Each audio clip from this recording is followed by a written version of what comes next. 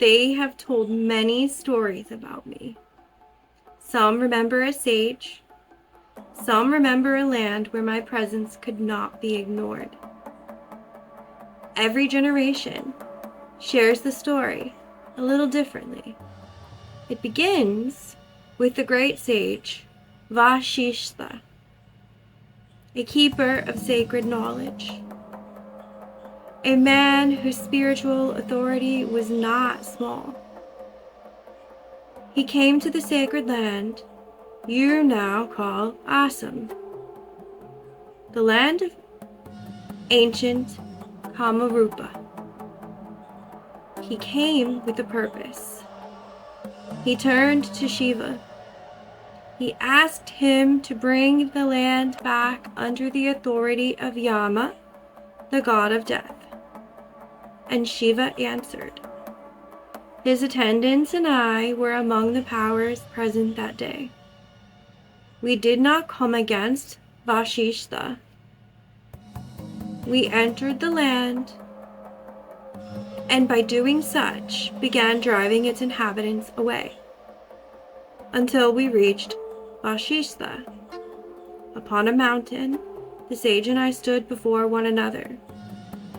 Vashistha knew the sacred deeply, yet even the greatest sages encounter moments when the divine refuses familiar forms. And that is where the story changed. Vashistha became enraged. He cursed the goddesses. He cursed Shiva and his attendants. Vashistha's words were very powerful. He declared that we would be worshipped with what others rejected, by leftovers, by crossroads, in cremation grounds, by those the established order rejects. He declared that we would be worshipped according to the left-hand way. He declared that Shiva and his attendants would become associated with those whom the established order regarded as outsiders, that the old religious order would change. Even the familiar use of Vedic mantras would no longer remain as it had been. And then, Vashistha was gone. The curse had been spoken, and still, I remained. Listen well, I was not defeated. I didn't disappear because he declared that I should be worshipped differently. What he named a curse became another doorway through which I would be known. Kamarupa became one of the great sacred landscapes of the goddess, and I remained within it. Ugratara. Do not make Vashistha into a fool. He is not. He is one of the greatest rishis ever known. Do not make the Vedas into an enemy. They are not. And do not turn this into a story in which Tantra defeated the Veda. That is too small. The conflict was never that simple. Vashistha knew his way of approaching the sacred, and I stood before him as something his categories could not contain. That is why I have come to you, because the story is happening again. I have watched priests defend what is holy. I have watched rebels defend what is holy. I have watched each mistake the vessel for the infinite, and still, I remain. You believe your understanding is the edge of the divine. It never has been. Every age draws a circle around what it calls holy. Every age discovers that I was already standing beyond it. Here's the truth. You are doing it too. By building a boundary around what you believe is holy, by deciding what the divine is allowed to look like, what it's allowed to feel like, where the sacred may appear, how the infinite may be approached. What is pure? What is impure? What is acceptable and what must remain outside? And then you forget something very simple. You did not create the infinite. So you cannot decide where it ends. You name the ocean. You draw it on a map. Then you believe the map has captured the sea.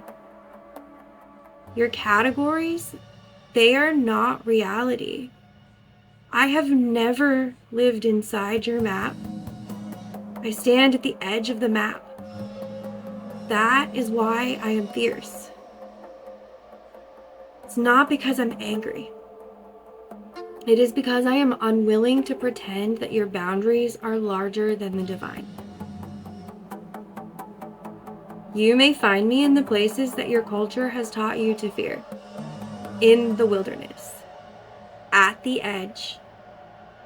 Among those you have rejected. In the cremation ground. In what you call terrifying.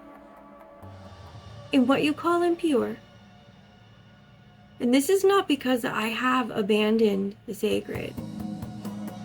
It is because there is nowhere the sacred has ever been absent.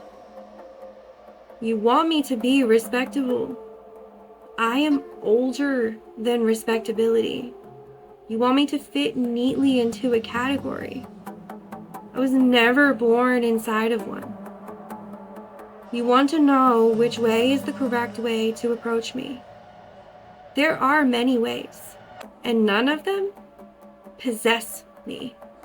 I can be approached through discipline, through devotion, through knowledge, through ritual, through silence, through the body, through what frightens you. Do not confuse the path with the destination, though. And do not confuse your description with me. Vashistha spoke a curse. And still, what even is a curse when spoken against that which cannot be destroyed?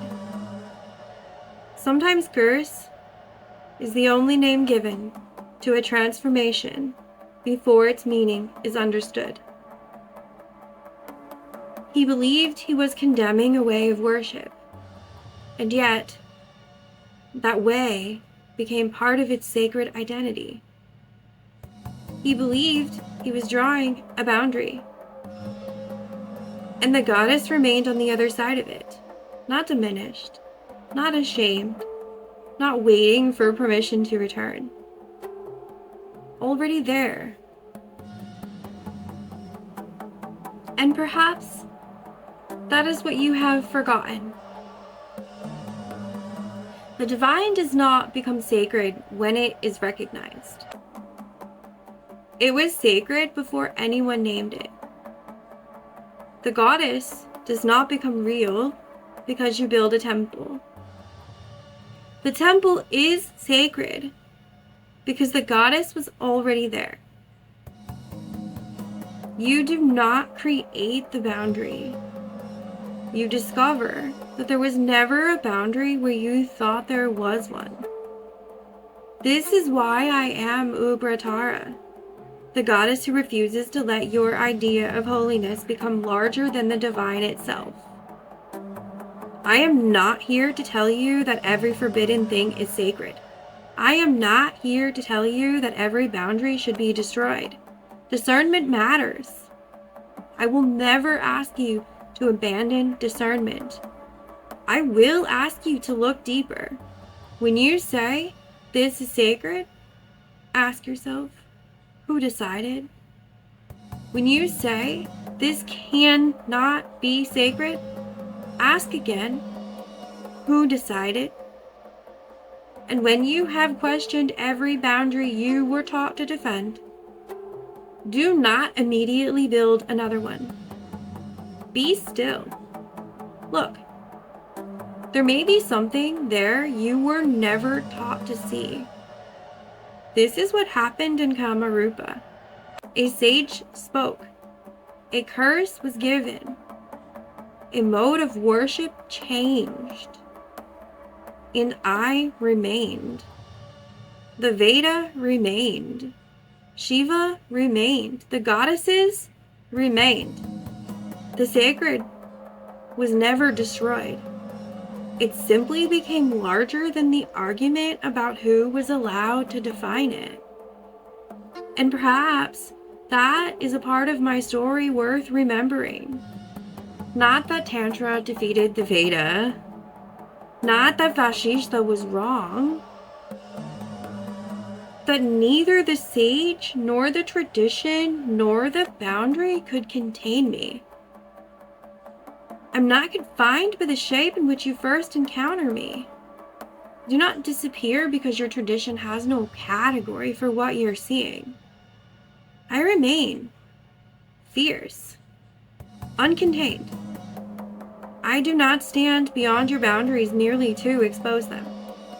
I stand there because someone is always trapped on the other side.